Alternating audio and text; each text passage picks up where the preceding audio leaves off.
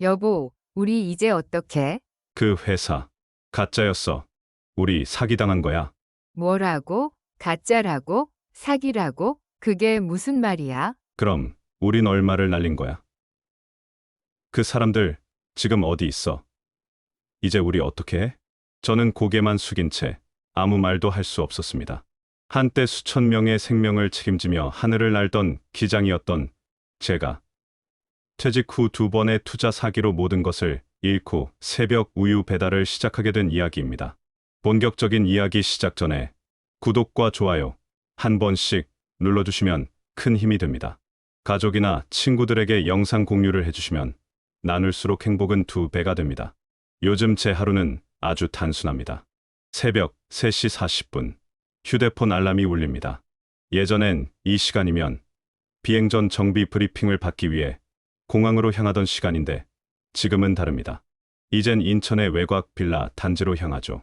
손엔 비행기 조종관 대신 배달 오토바이 핸들을 잡고 있습니다. 이웃 주민들과 마주칠까 봐 집에서 좀 떨어진 지역에서 우유 배달을 시작했습니다. 저는 올해로 60을 맞은 전직 항공사 기장입니다. 국내 대형 항공사에 조종훈련생으로 입사한 게 1991년이었으니까 보박 30년을 하늘 위에서 살았죠. 그동안 참 많은 하늘을 봤습니다. 새벽의 여명, 황혼의 노을, 폭우를 뚫고 지나가던 날도 있었고 구름 한 점 없이 청명한 하늘을 날던 날도 있었습니다. 항상 제겐 조종석이 일터였고 삶이었고 자존심이었습니다. 인천 송도에 있는 35평 아파트, 제 명의로 되어 있는 집이 한 채 있었고요. 아내 은희는 전업주부로 집안 살림을 책임져 줬고 아이들 둘은 딸 수진이가 대학교 2학년, 아들 민준이가 고등학교 3학년입니다. 제 삶은 말 그대로 안정과 행복 그 자체였습니다. 그런데 코로나19가 오고 세상이 송두리째 바뀌면서 제 인생도 같이 무너져 버렸습니다. 배달을 마치고 집에 돌아오면 아직도 해가 뜨지 않았습니다. 그 시간 커튼 틈 사이로 스며드는 희미한 새벽 빛을 보며 저는 매일 생각합니다. 나는 어디서부터 잘못된 걸까? 첫 배달날, 몸은 이미 굳어 있었고 계단을 오르내릴 체력도 자신 없었습니다. 그런데도 저는 오토바이에서 우유 상자를 꺼내 들고 조심스럽게 천문 앞에 우유를 걸었습니다. 삑삑삑 도어락 소리, 얇은 복도, 서늘한 새벽 공기, 하늘 위에선 느껴보지 못한 또 다른 세상이었습니다. 처음엔 그저 몇 달 비행이 줄어들겠거니 생각했습니다. 하지만 점점 노선이 사라지고 비행 스케줄은 한 달에 한 번 잡히기도 힘들어졌습니다. 급기야 2020년 말 회사에서 구조조정 대상자 명단이 발표되었고 제 이름이 거기 있었습니다. 그날이 아직도 생생합니다. 출근을 하지 않아도 되는 첫날 아침, 눈을 떴는데 마음이 무거웠습니다. 손에 남은 건 퇴직금 명세서 한 장뿐이었습니다. 여보, 이제 뭐 하면 좋을까? 그 말에 아내는 잠시 멈칫하더니 조심스럽게 말했습니다. 그동안 너무 고생했으니까 조금 쉬어요. 생각 좀 하고. 그 말을 들으며 안심했지만 마음 한켠은 불안했습니다. 이 나이에 내가 뭘 할 수 있을까? 저는 비행기 조종 외에는 할 줄 아는 게 없었습니다. 그렇게 아무것도 하지 않은 채 시간은 흘렀고 어느새 반년이 지나 있었습니다.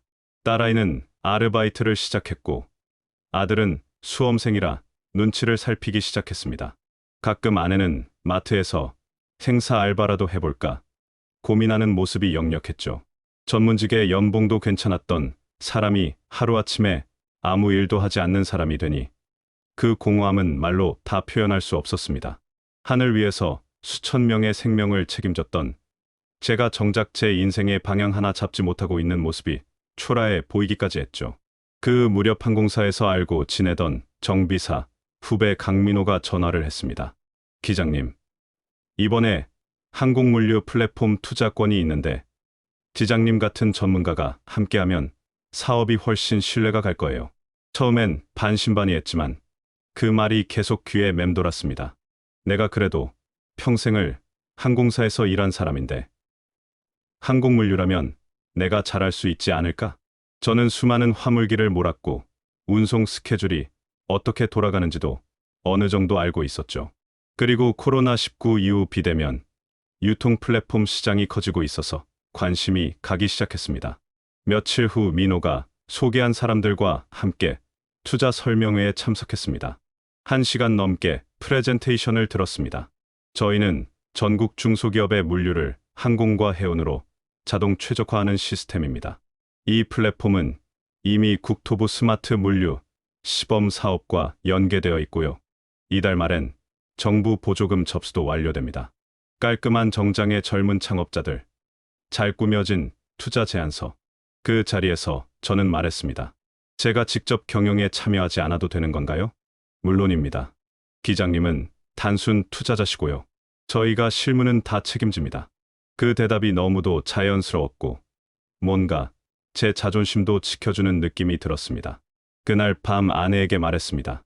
이번에 항공물류 IT 플랫폼 투자권이 하나 있어. 나 같은 항공 경력자가 들어가면 신뢰도 오르고. 아내는 처음에 반대를 했지만 애들 학자금, 교육비 등을 마련하려면 수입이 있어야 한다고 강하게 설득해서 퇴직금의 절반만 투자하기로 하고 동의를 얻었습니다. 계약서, 투자 약정서, 공증까지 다 했고 대표이사 명함까지 한 장 받았습니다. 그래, 이제는 하늘이 아니라 땅 위에서 도전해보는 거야. 그렇게 스스로를 다독이며 다시 무언가에 기대기 시작했습니다. 그 다음 주부터 저는 투자자가 아니라 물류 전문가처럼 스스로를 포장했습니다. 항공사 동기들과 식사 자리에서도 일부러 말했습니다. 이제는 민간 물류 쪽으로 방향을 바꿨어. 요즘 B2B 유통은 플랫폼이 핵심이야. 어느새 제 안에 작은 자부심이 생기고 내가 이 사업을 키운다는 착각도 들기 시작했습니다. 투자 한 달 후 회의가 한 번 있었습니다. 플랫폼 설계가 완료됐고 개발 업체와 계약서를 체결했다고 했습니다. 시제품을 곧 공개할 거라며 우리 투자자들은 VIP 초청 예정이라고 했죠. 아내에게도 말했습니다. 여보, 아무래도 이거 잘 되면 아이들 유학도 가능하겠어. 수진이는 해외 인턴 보내고 민준이는 미국의 조종훈련생으로 보내주고 싶다. 그 말에 아내가 잠시 웃었습니다. 그 미소가 그렇게 따뜻할 수가 없었습니다. 그런데 투자한 지 석 달 되던 날, 당연히 오기로 되어 있던 수익 배당이 들어오지 않았고 정기적으로 진행되던 회의도 조용히 사라졌습니다. 불안했지만 혹시나 하는 마음에 대표에게 전화를 걸었습니다. 지금은 전화를 받을 수 없습니다. 처음엔 사정이 있겠거니 했지만 그 다음 날도 그 다음 주도 똑같은 음성만 반복됐습니다. 그때서야 뭔가 크게 잘못됐다는 걸 깨달았습니다. 사무실로 찾아가 봤지만 이미 비어 있더군요. 간판도 내려졌고 건물 관리인은 지난달에 짐 빼고 나갔다고만 했습니다. 아찔했습니다. 정말 그날 숨이 턱 막혔습니다. 이 일을 처음 소개해준 정비사 민호에게 전화를 걸었습니다. 기장님, 저도 지금 대표 연락이 안 됩니다. 민호는 회사 동료 중에서도 성실하고 믿을 만한 친구였습니다. 저 역시 그 친구의 말을 믿고 투자에 나섰던 거고요. 우리는 같이 그 회사를 추적하기 시작했습니다. 대표가 쓰던 SNS, 사업자 등록번호, 계약서 주소, 심지어는 택배 수령지까지 하나하나 확인해봤지만 전부 허위거나 폐업 처리된 정보였습니다. 어떻게 이럴 수가 있나 싶었습니다.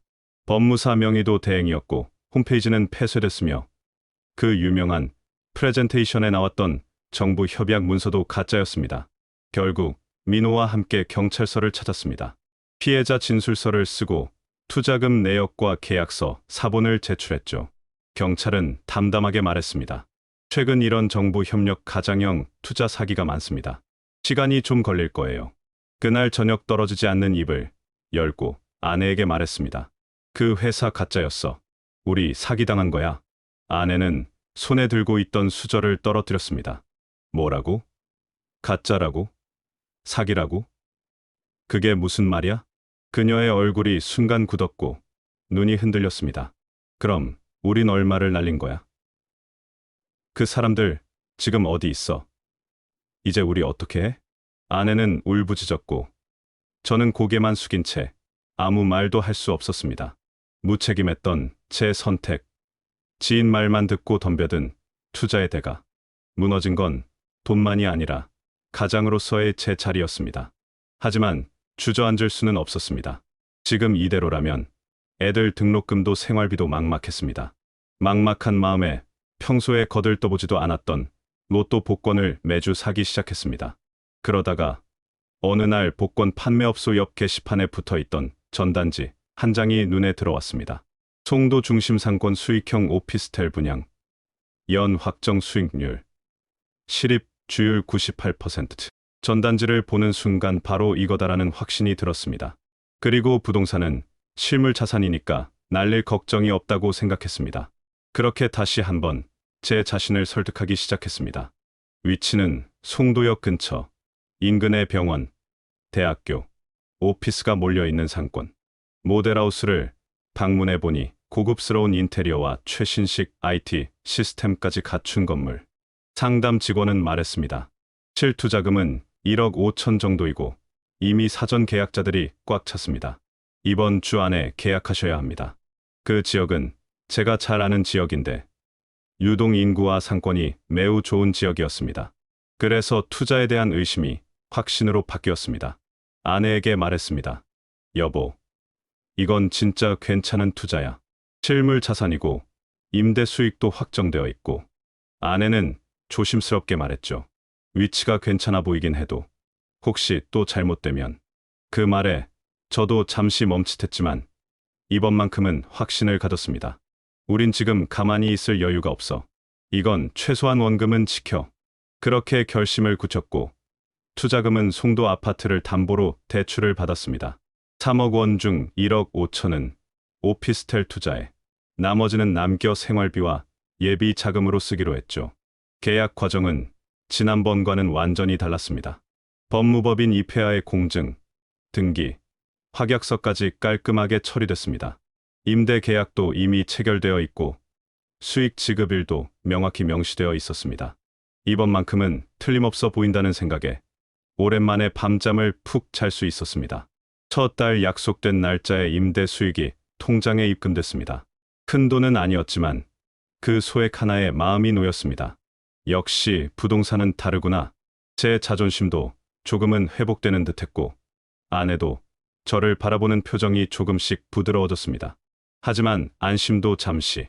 둘째 달 수익 입금이 며칠 늦어졌습니다. 상담사에게 연락하니 정산 시스템이 잠시 오류가 있어요. 다음 주 월요일엔 꼭 지급됩니다. 그렇게 한 주가 지났고 입금은 되었습니다. 그런데 세 번째 달부터는 아예 소식이 없었습니다. 전화는 받지 않고 상담사도 번호를 바꿨는지 사라졌습니다. 모델하우스는 철거됐고 계약한 시행사의 홈페이지도 폐쇄됐습니다. 주변 투자자, 카페에 들어가 보니 이미 수십 명이 피해 신고를 준비 중이었습니다. 내용은 대부분 같았습니다. 초기 수익만 주고 나중엔 먹튀했다. 운영사는 유령 회사였다. 부동산 보장은 허울 뿐이었다. 망치로 머리를 맞은 기분이었습니다. 2번 당했구나. 이제는 정말 끝이구나. 아내에게 말할 수가 없었습니다. 처음 실패 때는 미안했지만 이번엔 너무 창피했습니다. 아내는 조용히 아이들 옆에 앉아 아무 말도 하지 않았습니다. 수진이는 아무것도 모른 채 학자금 대출 상담을 받겠다고 했고 민준이는 알바라도 해야겠다며 휴대폰을 꺼냈습니다. 그날 밤 혼자 거실에 앉아 있었습니다. 천장을 보며 생각했습니다. 나는 도대체 왜 이렇게 되었을까? 한때 비행기 조종하던 사람이었는데 지금은 손에 남은 게 뭐지? 그렇게 한참을 앉아 있다가 답답한 마음에 밖으로 나갔습니다. 그때 아파트 현관에서 우유 배달원과 마주쳤습니다. 그 순간 문득 든 생각이 있었습니다. 나도 할 수 있을까? 그리고 일주일 후 새벽 4시, 저는 낯선 빌라 단지에서 첫 우유 상자를 손에 들고 있었습니다. 살기 위해서라도 이대로 무너질 순 없었기에 배달 알바를 시작한 건 우연이 아니었습니다. 살기 위해서였고 가장으로서의 책임 때문이었습니다. 택배나 대리 운전도 생각했지만 나이 제한이 있거나 야간 운행이 위험하다는 말에 망설이다가 우유 배달이라는 선택지를 발견했습니다. 조용하고 사람 마주칠 일도 거의 없어요. 그 말이 위로처럼 들렸습니다. 첫 배달날 몸은 이미 굳어 있었고 계단을 오르내릴 체력도 자신 없었습니다. 그런데도 저는 오토바이에서 우유 상자를 꺼내 들고 조심스럽게 천문 앞에 우유를 걸었습니다. 삑삑삑 도어락 소리, 얇은 복도, 서늘한 새벽 공기. 하늘 위에선 느껴보지 못한 또 다른 세상이었습니다. 배달을 마치고 집에 돌아오면 아직도 해가 뜨지 않았습니다. 그 시간 커튼 틈 사이로 스며드는 희미한 새벽 빛을 보며 저는 매일 생각합니다. 나는 어디서부터 잘못된 걸까? 비행을 내려놓는 순간부터였을까? 아니면. 하지만 그 질문엔 답이 없습니다. 다만 분명한 건 지금 내가 무너졌다는 사실입니다. 더 무서운 건 내가 무너지며 함께 무너진 사람들이 있다는 사실이죠. 아내는 이제 집에서 식당 조리 보조 아르바이트를 시작했습니다. 땀에 젖은 손으로 돌아오는 그녀를 보면 미안하다는 말도 쉽게 꺼낼 수가 없습니다. 수진이는 조용히 휴학계를 내고 영어학원 아르바이트를 시작했습니다. 민준이는 목표로 삼았던 의과대학 지원을 포기하고 공군사관학교 진학을 고민하고 있더군요. 아빠, 나도 공군사관학교 가서 아빠처럼 멋진 파일럿이 될래? 그 말이 그렇게 고마울 수가 없었습니다. 나는 돈을 잃은 줄만 알았습니다. 그런데 어느 날 쥐죽은 듯이 조용한 집안의 분위기를 느끼고 깨달았습니다. 정말로 잃은 건 돈이 아니라 가족의 평범한 일상과 웃음이었습니다. 내 욕심, 내 자존심, 내 판단이 가져온 결과였습니다. 가끔 그런 생각이 듭니다. 만약 첫 번째 투자에서 멈췄더라면, 만약 아내의 말에 좀 더 귀를 기울였더라면, 만약 내가 나는 다르다는 착각을 내려놓았더라면. 하지만 삶엔 되돌릴 수 있는 기회가 없습니다. 이미 벌어진 일은 되돌릴 수 없고, 다만 지금부터 다시 살아내야 할 뿐이죠. 요즘은 새벽 우유 배달을 하면서 나름대로의 루틴이 생겼습니다. 계단을 오르며 숨이 차오를 때마다 아, 내가 살아있구나. 그걸 느낍니다. 한참 후에 집으로 돌아와 아침밥 냄새가 나는 부엌 앞에 서면 아내가 말없이 컵에 따뜻한 물을 따라줍니다. 그 한 모금이 제겐 예전 기내식보다 더 따뜻하게 느껴집니다. 그리고 그렇게 다시 하루를 시작합니다. 비록 조종석은 아니지만 가족을 향해 다시 방향을 잡으려는 하루. 요즘 제 하루는 아주 단순합니다. 새벽엔 우유 배달을 하고, 오전엔 집에서 짧게 눈을 붙이고, 오후엔 동네 도서관에 들러 책을 읽습니다. 돈을 버는 일은 줄었지만 마음은 오히려 그 어느 때보다 바빠졌습니다. 잃어버린 시간을 되돌릴 순 없지만 남은 시간은 다시 살아내야 하니까요. 며칠 전 수진이가 조심스럽게 안방문을 두드렸습니다. 아빠, 나 등록금, 일부 장학금 받았어요. 나머지는 아르바이트랑 학자금 대출로 해결할 수 있을 것 같아요. 그 말을 듣는데 왜 그리 울컥한지요. 아빠가 해줘야 할 일인데 미안하다. 수진이는 웃으며 말했습니다. 지금도 아빠가 우리한테 해주는 거 많아요. 우유 배달하면서도 포기 안 하시잖아요. 그게 너무 멋져요. 그날 밤 오랜만에 아내와 마주 앉아 맥주 한 잔을 나눴습니다. 그녀는 말했습니다. 당신이 요즘 많이 달라졌어요. 예전보다 훨씬 따뜻해졌고 아이들도 아빠를 믿어요. 순간 마음이 뭉클했습니다. 제가 무너졌다고 생각했던 그 시간들 속에서도 가족은 조용히 저를 기다려 주고 있었더라고요. 생각해보면 제 인생의 가장 큰 착각은 이거였습니다. 나는 파일럿이니까 어떤 일에도 실패하지 않는다. 그 자존심 하나로 모든 선택을 밀어붙였고 그 결과는 여러분도 아시다시피 참혹했습니다. 첫 번째 투자에서 저는 세상을 몰랐고 두 번째 투자에서는 저 자신을 몰랐습니다. 노후를 맡길 곳은 수익률 높은 펀드도 아니고 건물 한 채도 아니었습니다. 결국 나 자신, 그리고 내 곁을 지켜주는 사람들, 그것뿐이었습니다. 요즘은 가끔 이런 생각도 듭니다. 그때 사기당하지 않았다면 나는 여전히 허세에 찌든 채 가족에게 소홀했겠지. 그때 파산하지 않았다면 나는 진짜 삶의 소중함을 몰랐을 거야. 그렇다고 과거를 미화하려는 건 아닙니다. 아직도 대출이 남아있고 우유 배달도 몸에 무리가 올 때가 많습니다. 하지만 그런 가운데에서도 저는 하루하루를 살아내고 있습니다. 마지막으로 이 영상을 보고 계신 분들께 꼭 드리고 싶은 말이 있습니다. 은퇴 후의 삶, 그 누구도 대신 책임져 주지 않습니다. 어떤 투자든, 어떤 수익이든 결국 감당하는 건 나입니다.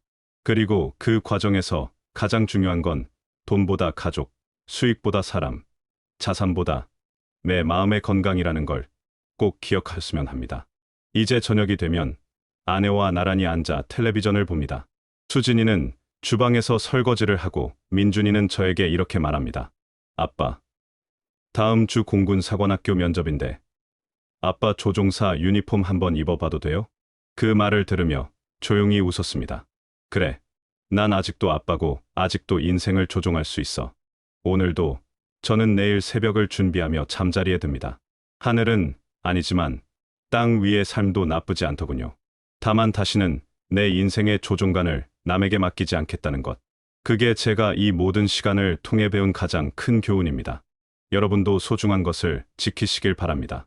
구독과 좋아요 부탁드립니다.